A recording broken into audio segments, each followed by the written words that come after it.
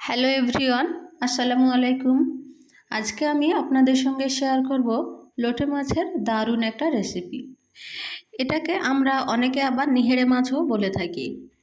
তো এই মাছটা অনেকে পছন্দ করেন না, কিন্তু এইভাবে যদি রান্না করেন তাহলে এটার একদম সেরা স্বাদটা পাবেন। আর এটা খুব ইজিভাবে রান্না করা যায়, আর স্বাদটা হবে একদম সেরা। এটা একদম কম মশলায় এবং খুব কম সময়ে রান্না করা যায়, আর খুব সহজে রান্না করা যায়। তো চলুন দেখে নিই রেসিপিটি। আমি এখানে নিয়ে নিচ্ছি লোটে মাছ। আমি এখানে 1 কেজি পরিমাণে লোটে মাছ নিয়েছিলাম, আর এগুলোকে আমি খুব ভালোভাবে কেটে ধুয়ে নিয়েছি। আর দেখা পাচ্ছেন আমি এগুলো পিস পিস করে কেটে নিয়েছি। এরপরে আমি নিয়ে নিচ্ছি আলু। আমি একটা বড় সাইজের আলু নিয়েছিলাম, আর সেটা একটু সরু সরু লম্বা করে কেটে নিয়েছি। উপর থেকে দিয়ে দিচ্ছি টমেটো। আমি একটা বড় সাইজের টমেটো নিয়েছি, আর এইভাবে কেটে দিয়েছি। এরপরে দেব পেঁয়াজ। আমি এখানে 2টো পেঁয়াজ দিয়েছি, বা আপনারা 1 কাপ পরিমাণে পেঁয়াজ দেবেন। পেঁয়াজটাও আমি নর্মালি কেটে নিয়েছি। আর আমি এখানে 6টা-7টা কাঁচা লঙ্কা মাছ থেকে চিড়ে দিয়েছি।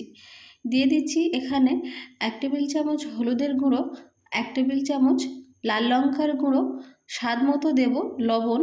আপনারা লবণটা নিজেদের স্বাদ মতোই দেবেন।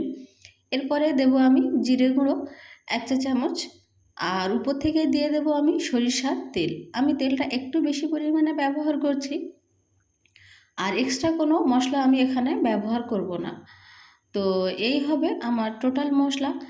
আর এই সময় আপনারা ধনেপাতাটা চাইলে ব্যবহার করতে পারেন, তা না হলে ধনেপাতাটা লাস্টে যখন ফুটে উঠবে একদম লাস্ট টাইমে দিয়ে দিতে হবে।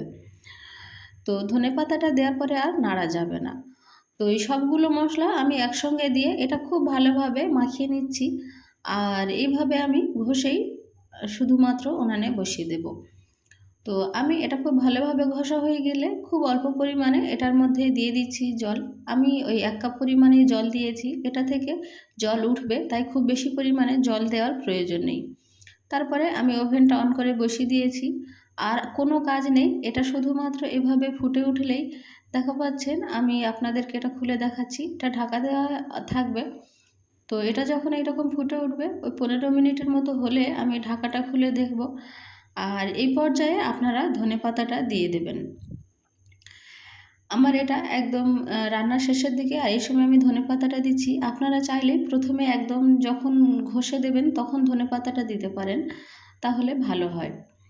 তো এই সময় ধনেপাতাটা দিয়েছি, আর আমি এটা নেড়ে দিয়েছি। আপনারা না নাড়ার চেষ্টা করবেন, তাহলে মাছগুলো গোটা গোটা থাকবে, আর নেড়ে দিলে মাছগুলো ভেঙে যায়।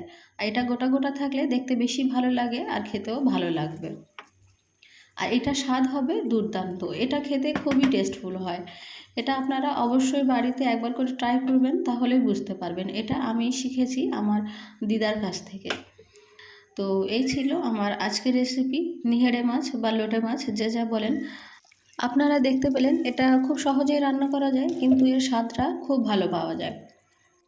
এই রেসিপি ফলো করলে আপনারা অবশ্যই এটা খুব পছন্দ করবেন।